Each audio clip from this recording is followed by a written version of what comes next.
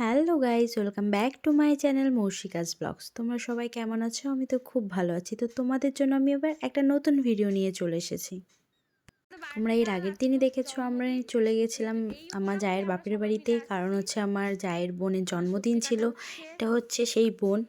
তো ও হচ্ছে কাজ করছিল, তাই ওর চেহারা এরকম। তো দেখো, ও এখানে এই মাছটাকে কাটবে, তার জন্য রেডি হয়ে যাচ্ছিল যে কখন এই মাছটা মরবে আর মাছটাকে কাটবে। তো সেটারই অপেক্ষায় ছিল। তা আমি কিন্তু মাছটার মধ্যে খুব সুন্দর করে লবণ দিয়ে দিয়েছি যে যেন তাড়াতাড়ি মরে যায়, কিন্তু আমার ভয়ও লাগছিল। আর সবাই আমাকে বলছিল যে তুমি এইভাবে লবণ দিলে দিদি ভাই এই মাছটা কিন্তু তোমাকে কিন্তু ছাড়বে না। আমি তো এটাই ভাবছি। তো ভাবতে ভাবতে এখানে চলে আসলাম রান্না করতে। সেদিন নিরামিষ রান্নাটা আমি করেছি, কিছুই না, ডাল করেছিলাম সজনা দিয়ে, আর হচ্ছে টমেটোর চাটনি করেছিলাম। আর বাঁধাকপির ঘন্ট হচ্ছে না, বাঁধাকপির ঘন্টটা করিনি, ভুলে গেছিলাম। তো এখানে বাঁধাকপির ঘন্টও হচ্ছে, মাংস হয়েছিল, অনেক কিছু রান্না হয়েছিল, কারণ যেহেতু জন্মদিন বাড়ি বলে কথা। তো আমার এখানে মনে বাঁধাকপি কাটছে। আমার ননদদের চলে যাওয়ার কথা ছিল, কিন্তু পরে যখন ননদের বর যখন ম্যানেজ করতে পেরেছে তখন আর যায়নি।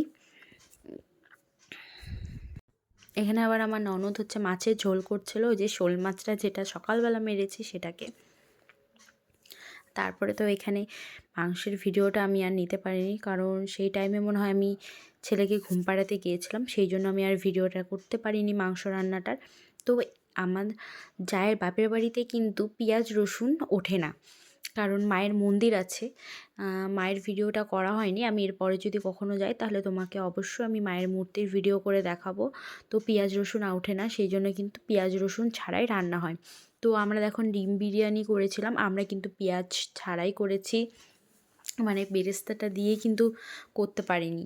আর মাংস যে রান্না হয় সেই মাংসটাও কিন্তু পেঁয়াজ রসুন ছাড়াই রান্না হয়। তো কিচ্ছু করার নেই। তো কিন্তু তাও ভেবেছিলাম যে বিরিয়ানিটা কেমন টেস্ট হবে, বুঝতে পারছিলাম না, কিন্তু সত্যি খুব সুন্দর আর খুব টেস্টি হয়।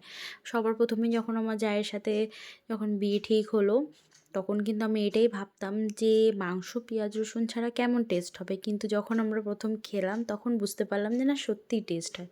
তারপরে এই যে এখানে কেক চলে এসেছে। কেক তো একদম আমাদের নষ্ট করে দিয়েছিল যে যারা এনেছে তারা। একটু পরে আমি দেখাবো যে কেক কারা এনেছে আর কারা নষ্ট করেছে। মানে বলে না, মানে এইগুলো লোকের দ্বারাই কখনো কোনো দিনও হয় না কোনো কিছু।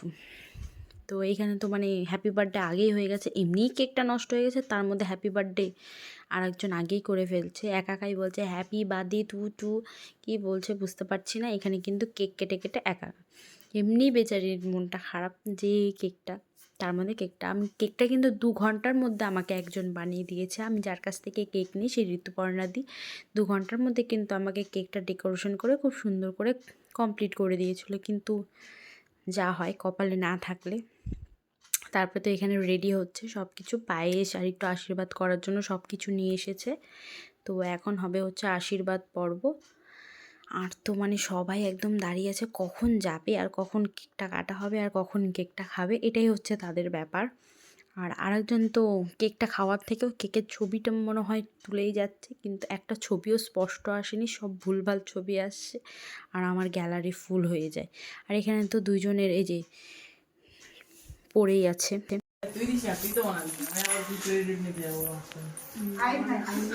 বার্থডে গার্লের কেকটা নষ্ট হয়ে গেছে, কিন্তু এটাই কাটবে, কিচ্ছু করার নাই।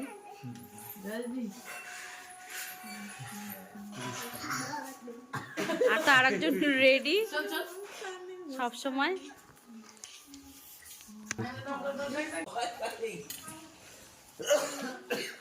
এই যে এরা দুইজন আজকের বার্থডে কালের কেকটা নষ্ট করে দিয়েছে।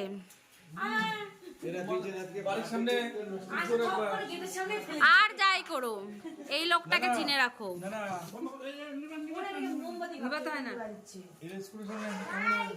আর এই যে আরেকজন, আর এটা হচ্ছে গিফট।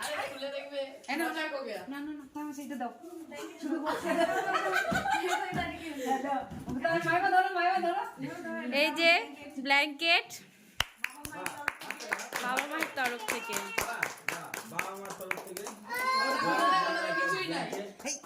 সবার দেওয়া হয়েছে, সবার দেওয়া হয়েছে।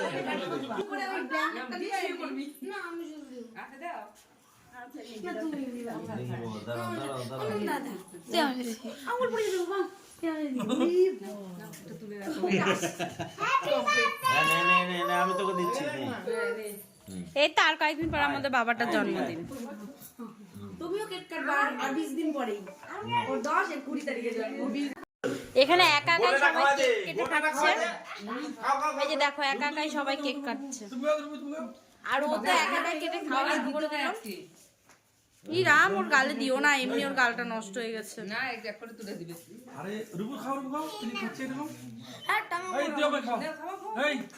এই এটা করছিস হাতটা রে তোর করে হাত দিয়ে বলছিস শর্টকে মারিয়ে ফেলাবো। তুই কি করছিলি? দেখো দুইজনের নাটক চলছে, জামাইবাবু আর শালা। এটা হচ্ছে জামাইবাবু আর এটা হচ্ছে শালা, বড় শালা। এই দেখো আমরা খুব এমনিতে আমরা এরকমই বাস হয়ে গেছে। তারপর আর বেশি ভিডিও করিনি। তো তারপরের দিনই সকালবেলা রান্না টান্না করে খেয়ে দিয়ে তারপরে বেরিয়ে গেছিলাম একদম বাড়ির উদ্দেশ্যে, কারণ কিছু কাজ ছিল। যাকে বললাম তুই থাক, পরে আয়, আমরা চললাম। রুটি করলাম, সব কিছু করলাম, করে টুরে এই যে আবার এখন আসলাম ঘরের মধ্যে। দেখো মুখ টুক ফ্রেশ ট্রেশ করে মানে একদম ফ্রেশ হয়ে তারপরে আসলাম। তো সব কিছু রান্নাবান্না, পায়েস করলাম, খুব সুন্দর হয়েছে পায়েসটা খেতে। তো এখন ভাবছি যে বিয়ে বাড়ি, দেওয়ারের বিয়ের জন্য শাঁখা বাঁধানোটা পরেছিলাম। তো ভাবছি এবার তাহলে প্লেন শাঁখাটা পরি, কারণ এই শাঁখাটা না ডিজাইন করা শাঁখা তো মানে আমি সবসময় পরে থাকি না, তো প্লেনটাই পরে থাকি। তো এখন পাল্টাবো, কারণ আজকে সোমবার, না সরি আজকে রবিবার। তো ভাবলাম যে না ঠিক আছে আজকেই খোলা যাক। তো সেই জন্য দাঁড়াও খুলে টুলে আসি, দাঁড়াও তোমাদের শাঁখাটা দেখাই আমি কী শাঁখা পরে থাকি। এটা বাড়িতে আমি সবসময় অল টাইম ব্যবহার করি, এটা পরে থাকি। তো ভাবলাম যে না এবার পাল্টাতে হবেই। আর একটা পলা পেয়ে গেছি, এই যে পলা। ঠিক আছে আমি পাল্টে তারপর আসছি। দেখো এখন বাড়ি চলে এসেছি। ভালোই ঘুরলাম 2-3টা দিন ঘোরার পরে এই আসলাম এখনই। তো তারপরে হচ্ছে আমার যাকেও ফোন করে বলে দিলাম যে পৌঁছে গেছি। আমার জায়ের বাড়ি থেকে কিন্তু আমাদের মহারাজা আসতে বেশিক্ষণ সময় লাগে না, ওখান থেকে 20 মিনিট, এখানে 20 মিনিট, মানে 8 ঘন্টার মধ্যে মানে আমরা ঢুকে যাই বাড়িতে। আমার বাপের বাড়িটা শুধু অনেকটাই দূর, তাই হচ্ছে কথা। তো দেখি এখন রাত্রেবেলার কি খাবার করা যায়, কি কি আছে না আছে সব দেখি। দুপুরবেলা তো মাই সব কিছু রান্নাবান্না করে রেখেছে। সকালবেলা তো ওখানে আমি আজকে রান্না করেছিলাম, সবাইকে খাইয়ে দাইয়ে তারপরে আসলাম ওখান থেকে এইখানে। আর মনটা সবারই খুব খারাপ লাগছে। আমার ছেলে তো বলছে মা অনুপ মামার বাড়ি থেকে চলে আসলাম, মানে হচ্ছে আমার জায়ের ভাইকেও মামা বলে, খুব ভালোবাসে। তো বলছে মা মামার বাড়ি থেকে চলে আসলাম। তা আমি বলছি হ্যাঁ বাবা আমরা আবার যাব পরে। তো বলছে না কেন আসলাম, মানে ও বুঝতে পারেনি, ও সকালে সকালে বাড়ি চলে আসছে, টোটো করে আসবে, তো সকালে সকালে বাড়ি চলে আসছে। বাড়িতে এসে তারপরেও মনে পড়ছে।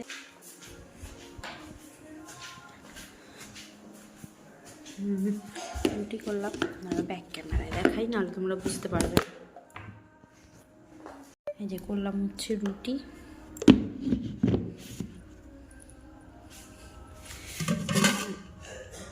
ভাত ছিল আমাদের দুপুরবেলা।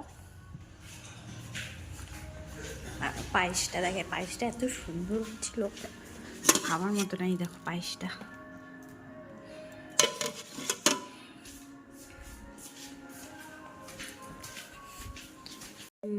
এখন কটা বাজে, 8:30 বেজে গেল। তো আমি পায়েসটা একটুখানি টেস্ট করলাম।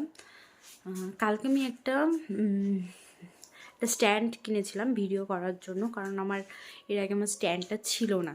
তো আমি ভেবেছিলাম যে আমার চ্যানেল মনিটাইজেশন হবে তারপরেই আমি স্ট্যান্ড কিনবো, কারণ আমি কেন আগে কিনবো, যদি আমার চ্যানেল যদি মনিটাইজেশন না হয় তো আমি কিনে কি করব। তো ভাবলাম যে তাহলে একটা স্ট্যান্ড কিনি। এবার যখন সাকসেস আমি ইউটিউব চ্যানেলটাকে নিয়ে, তো ভাবলাম যে তাহলে একটা স্ট্যান্ডই কিনি। তো কালকে এসেছিলো, আমি তো বাড়িতে ছিলাম না, কালকে না পরশু দিন এসেছিলো, আমি তো বাড়িতে ছিলাম না। জায়ের বাপের বাড়ি গেছিলাম, তোমরা তো দেখেছো এর আগের ভিডিওতে। তো আমি ওটা এখনও পর্যন্ত দেখিনি, আমি দেখি খুলি যে কেমন এসেছে, তারপর ওটাতে আমি লাগিয়ে তারপর ভিডিও করে তোমাদেরকে দেখাচ্ছি। আমি মানে আপাতত বেশি দামের নিইনি, কম দামেরই নিয়েছি, কারণ হচ্ছে ইউজ করে দেখি, কারণ এর আগে তো কখনো ইউজ করিনি, তো ভাবলাম ইউজ করে দেখি কেমন হচ্ছে না হচ্ছে। তো আমার ভিডিওটি কিন্তু অবশ্যই লাস্ট পর্যন্ত দেখো। এই যে দেখো, এটা নিয়েছি, এটা মনে হয় ফ্লিপকার্ট থেকে নাকি পড়েছে। তো দাঁড়াও, এখন এটা খুলে আমি তারপরে তোমাদেরকে দেখাচ্ছি। দেখো, এই জিনিসটা অর্ডার করেছিলাম, এরকম স্ট্যান্ড কিনলাম। আমি কখনো ভাবতেই পারিনি যে এরকম একটা জিনিস কিনতে পারবো, কারণ সবার দেখতাম ইউটিউবে ভিডিও দেখতাম, ভাবতাম যে মনে হয় আমার দ্বারা কখনো কোনো দিনও ইউটিউব ভিডিও করা হবে না, কারণ আমি মানে এই ফেস কথা বলতে আমার খুব লজ্জা লাগতো, আর নিজেকে একটু কেমন যেন মনে হতো যে পারবো কি পারবো না। তারপর ভাবলাম যে আমাকে একা একাই ভিডিও বানাতে হয়, কারণ হচ্ছে বর থাকে না সারাদিন বাড়িতে, তো আমাকে হেল্প করার মতন ভিডিও করে দেওয়ার মতো তো কেউ নেই। আর আমার নিজের ভিডিও আমি কাকে করতে দিব, আমার নিজেরও লজ্জা লাগে, তো আমি নিজে যতটুকু করি ততটুকুই করি। তো আমার এখন একটা ভালো সাথী চলে আসছে, এটা দিয়ে কিন্তু সব কিছুই করতে পারবো। খাওয়া দাওয়া কমপ্লিট রাত্রে, তো আমাদের তো দেখালামই, রুটি ছিল, ভাত ছিল, আর করেছিলাম হচ্ছে ডিম কষা রাত্রেবেলা, তো ওগুলো দিয়ে খেয়ে নিলাম। আর ছেলে তো আজকে নেই, ছেলে গেছে হচ্ছে আমার কাকি শাশুড়ির সাথে, হচ্ছে মানে আমার কাকি শাশুড়ি বাপের বাড়ির ওখানে একটা প্রোগ্রাম হচ্ছে, অন্নপ্রাশন কার বলতে পারছি না, তো ছেলে দেখেছে যাওয়া, তো যাবে। তো তারপরে কাকিমা ওকে নিয়ে চলে গেল, বললো যে রেডি করে দেয়, আমি নিয়ে যাই। তো ও তো ছিল না, ও ওখান থেকে খেয়ে দিয়ে আসবে, এখন আসেনি, অনেকটা বেজে গেছে।